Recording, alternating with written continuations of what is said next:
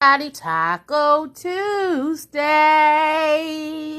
in Red Mama's kitchen. I'm gonna tell y'all what we made today.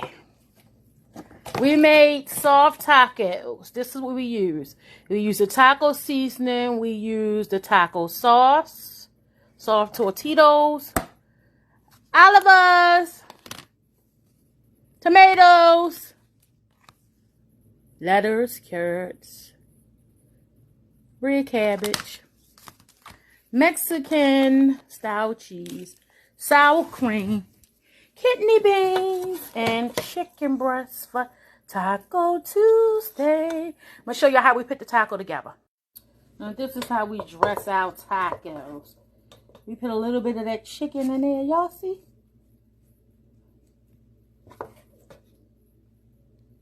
There we go. Some yummy tacos. You pick how much chicken you want to put in there. You can load your taco how you want to load your taco. That's your business. As Tabitha Brown say, that's your business. So we're going to load ours like that, right?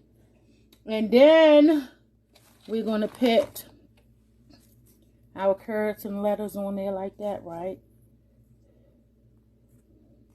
We need our vegetables.